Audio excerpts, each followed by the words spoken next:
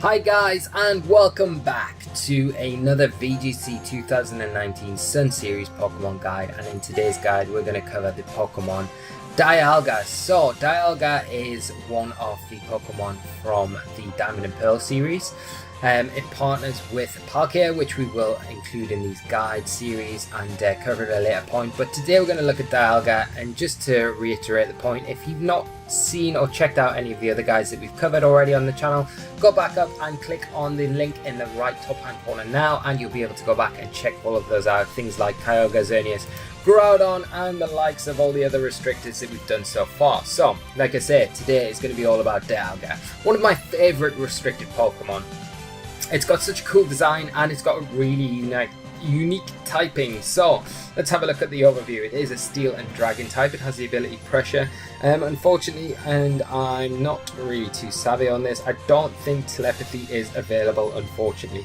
It's got a total of 680, very standard for a restricted Pokemon, and distribution of 100 HP, 120 attack, 120 defense, 150 special attack, 100 special defense, and 90 speed.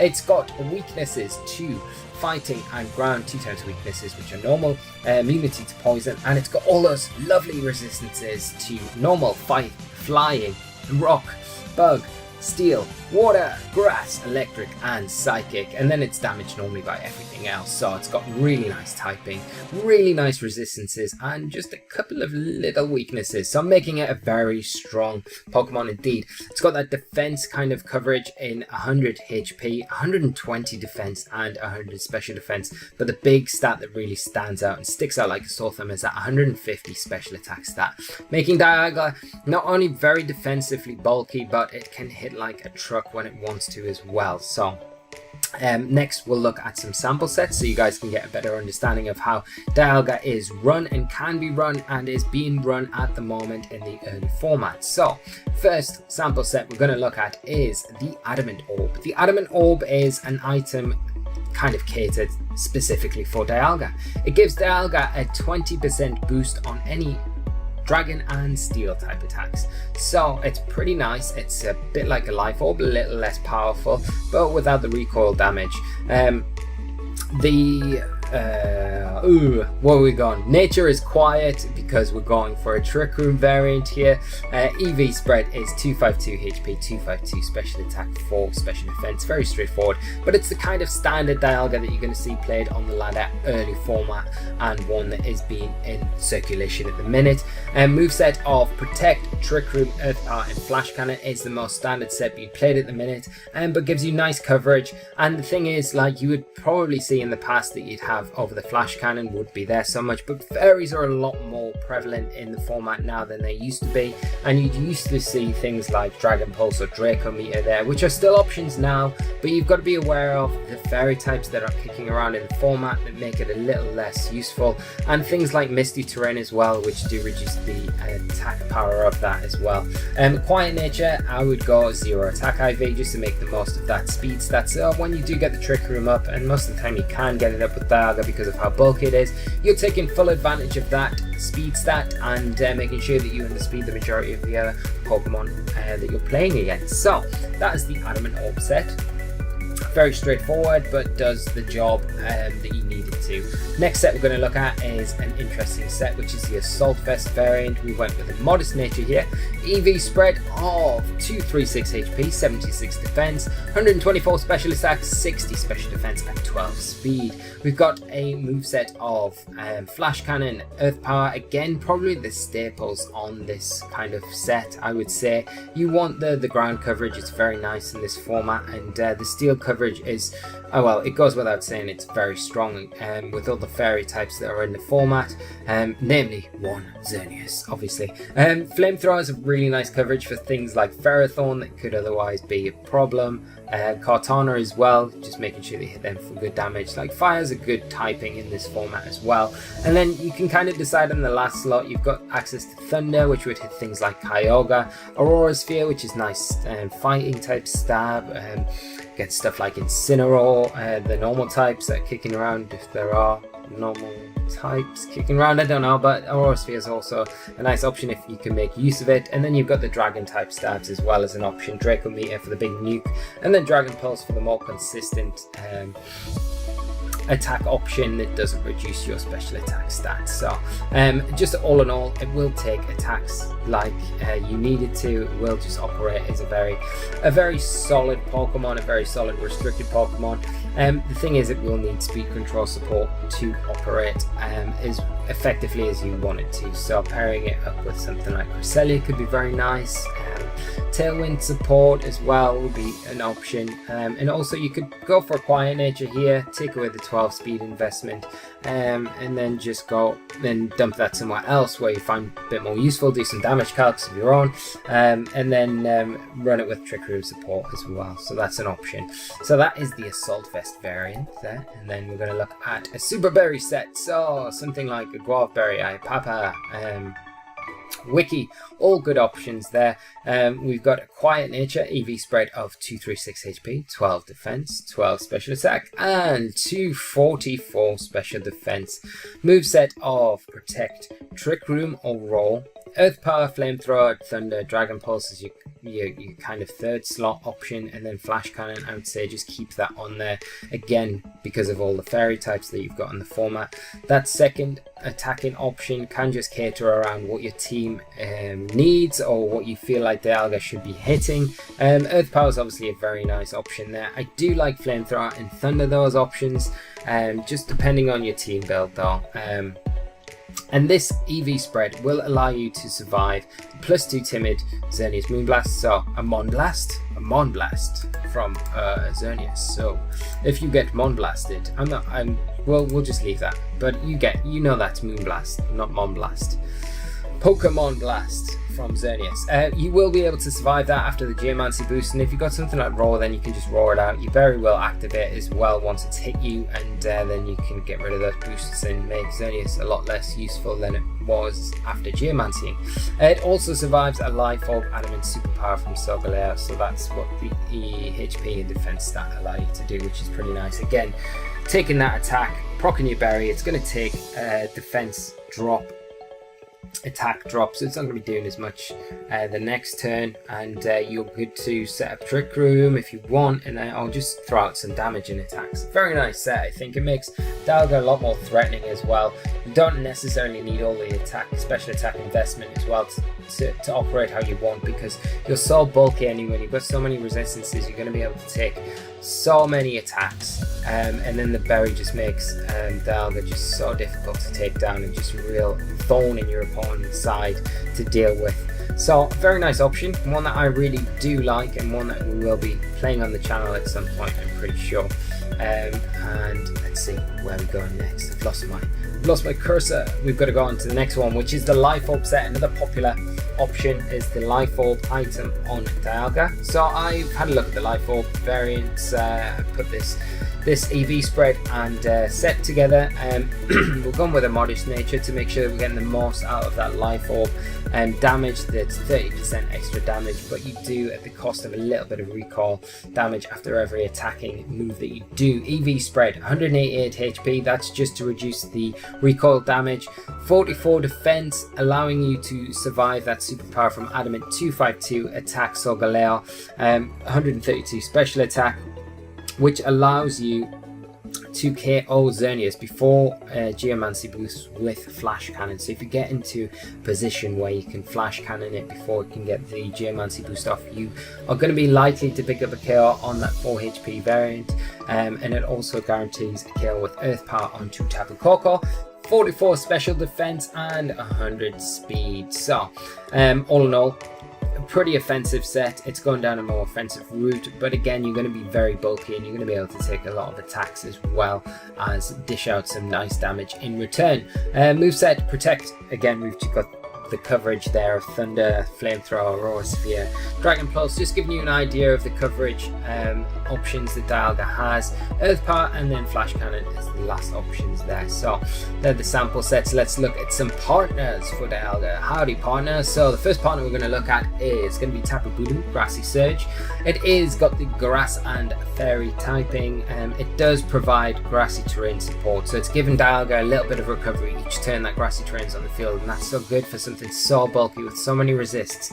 Keep saying that, but the recovery on Dialga is going to be so crucial. It's like a leftovers item, so you're kind of getting two items for the price of one with Tapu Bulu. It does reduce the damage of Earthquake, Bulldoze, things like that that are going to threaten Dialga quite heavily, and it's got excellent defensive synergy. Tapu Bulu really threatened by poison type attacks. Dialga is a perfect switch in for that. Dialga threatened really heavily by ground type attacks. Bulu, a great switch in for that, and both can operate perfectly and really effectively in a Trick Room environment. You've got the fire weakness there. Dialga is neutral to that. It's not going to appreciate big fire attacks, and Bulu certainly isn't, so you're going to need support around that somewhere if you go down this partnership. But that's, you've got 4 other slots that you can fit in around these two, but I do feel like these two are very strong together. Next partner is going to be Lando Ethereum form, a very common partnership you can probably see throughout the format. Lando Ethereum, as we know, intimidate user. It is bolstering those defenses for Dialga against any physical threats that it might come across, like Groudon in particular. It has got the ground and flying typing as well. It offers intimidate support. Flying type obviously pairs very nicely as a defensive switch for Dialga because of those ground type attacks. Switch in pretty nicely and get intimidate at the same time, so it's very effective. And Lando Ethereum as well, if you go down a choice scarf route, and you've got the option for that fast U-turn pivot to help you adjust your board position. You could even go for U-turn turn 1 and set Trick Room up and get your Trick Room, other Trick Room attacker in next to Dialga turn, so you've got 4 turns of Trick Room to just run through your opponent. So there's some nice options there with Lando Ethereum. Next partner is going to be Hitmontop. So it's another intimidate user, and there's a common theme here, just bolstering those physical attacks, reducing them, so Dialga can stick around and perform its job a lot better. Hitmontop is a fighting type attack. It's got Fake Guard support, Intimidate support, and Y-Guard support, so really supportive to Dialga, and offers a really nice way to get around and setting up the Trick Room if you want to go down that route. Hitmontop's a nice check to stuff like Incineroar that can otherwise be a bit of a problem for Dialga to deal with. You don't want to be taking like Flare Blitzes and knockoffs and things unnecessarily, and Hitmontop is a really nice check for something like that. And another partner that we're going to look at for Dialga. Dialga really loves, and we mentioned this earlier on, that Cresselia is a great partner for Dialga. Again, we're going down a common theme of Pokemon that can switch in on those threatening ground type attacks that Dialga really does fear quite heavily, and fighting type attacks as well. So Cresselia, really nice option for both of those with that Levitate ability and its psychic typing. It is able to switch in pretty perfectly to something like Dialga's, where if Pokemon's threatening it down with those types of attack. You've also got the option, I've not listed it, but if you want to, Ally Switch is always an option on Cresselia. It works pretty nicely with Dialga. So just throwing that out there as well. Not advocating it, just throwing it out there. Something that you will probably need to be aware of if you see this pairing. Just expect Ally Switch. That's what I would say. Obviously we've covered the excellent defensive synergy that Cresselia offers. It offers as well speed control for something like the Dialga that doesn't have any option to Trick Room, maybe like the Assault Vest variant. So you've got the option there with Cresselia, you've got Icy Wind, you've got Trick Room. You've got loads of options, and Cresselia is just as bulky as Dialga. It's going to be able to stick around in the field for a very long time, just causing your opponent loads disruption, and the offensive pressure as well that Cresselia does offer through its psychic type attacks. It's very nice against those fighting type threats that come onto Dialga, so very nice. And then to round off the partners, we're going to look at Tapu Fini, a very nice partner as well for Dialga. Misty Surge ability and Fairy and Water typing. The Misty Surge obviously supports against status conditions, mainly sleep, so the big thing that you're going to have to worry about if you're setting your Trick Room up with Dialga is little old Amoonguss popping up and coming in and putting you to sleep. But if you've got Tapu Fini, it's going to prevent that to a certain extent. You've just got to make sure that you're keeping control of your board positions, and again, Tapu Fini has excellent defensive synergy with its Fairy and Water typing for Dialga, and with its Water typing as well, it's going to be able to deal with those ground type threats a lot better than Dialga would be without it. So you've got speed control options as well. You've got Icy Wind support on Tapu Fini, you've got Trick Room on Dialga, so you've got quite a few options there, and the offensive pressure against fighting, like we've said, ground types is very nice from the Tapu Fini as well. So moving on to the threats and counter table for Dialga. Ground types are going to be not something it wants to come up against. Obviously Groudon is going to be a big threat for it, especially if you're setting Trick Room up.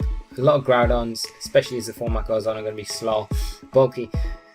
Trick Room variants. Gastrodon as well. If you set the Trick Room up, Gastrodon has access to Earth Power. It's going to do big damage. It's going to be able to take most hits from Dialga pretty comfortably.